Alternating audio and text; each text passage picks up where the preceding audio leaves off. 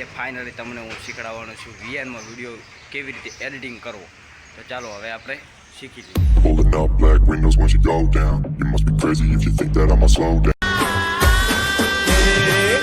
તો ફાઇનલી આપણે આવી જવાનું છે આપણે ફોનની સ્ક્રીન ઉપર. તો આમાં તમારે વીએન પ્લસ સ્ટોરમાંથી વીએન ડાઉનલોડ કરી લેવાની છે. હાવ ફ્રીમાં થાય છે. તો પછી મારે તો કરેલી છે તો કરી અને પછી વીએનમાં જવાનું. વીએનમાં જઈને તમારે પણ કોઈ પણ વિડીયો ગોતવાનો. ધારો કે હું આ વિડીયો ગોતું છું. રેડી?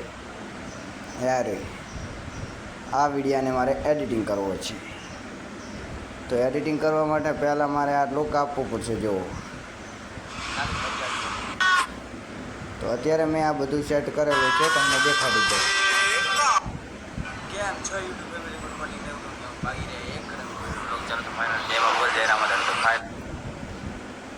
તો ફાઇનલી આવી રીતે કોઈક વિડીયોને જોડવાનું છે. પછી મેં કોઈક આવી રીતે એવું બોલ્યો અંદર કે આવી રીતે કરો. તો તમારે પહેલાં પ્રથમમાં જવાનું છે. જુઓ, પહેલાં તમારે ધારો કે આ વિડીયો એડિટિંગ કરેલો મારો છે, તો આપણે બીજા વિડીયાને ગોતીએ કે ધારો કે હું તમને શોર્ટમાં સમજાવી રહ્યો. ધારો કે 14 સેકન્ડમાં. રાઈટ? તમારે પણ ટાઈમ વેસ્ટ ના થાય.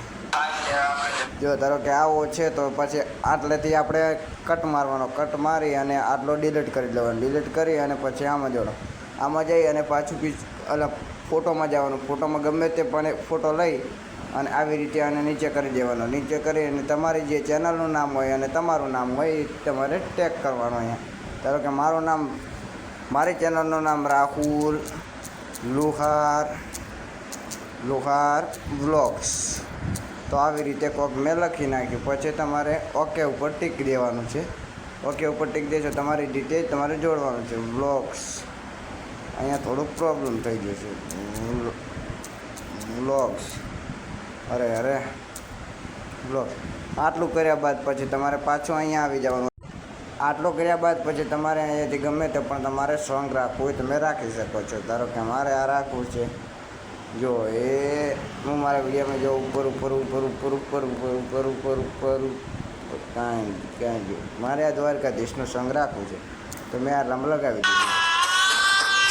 આટલું કટ કરે બાદ પછી તમારે અહીંયા કાન આવી અને તમારે પણ જે બ્લોગ હોય તે બ્લોગ નાખવાનું. પછી સમાપ્ત કે પછી એમ કહેવાનું કે છેલ્લે જતા આપણે એમ લખવાનું કે આટલો બ્લોગ સમાપ્ત કરું છું. કેવો લાગ્યો લાઈક શેર અને સબસ્ક્રાઈબ કરતા જજો.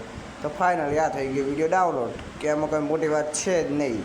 તો પણ તમે પણ યુટ્યુબ ચેનલ બનાવો અને તમે પણ વિડીયો એડિટિંગ કરતાં શીખો. તો મારા આવા નવા વિડીયો જોવા માટે તમારે પહેલાં મને સબસ્ક્રાઈબ કરવું પડશે. તો મળીશું આપણે નેક્સ્ટ વિડીયોમાં. બીજો પણ એક સવાલ છે કે થંબનેલ કેવી રીતે બનાવો. થંબનેલ બનાવતા પણ હું તમને શીખડાવી દઈશ. ફાઇનલી વિડીયો થયો સમાપ્ત.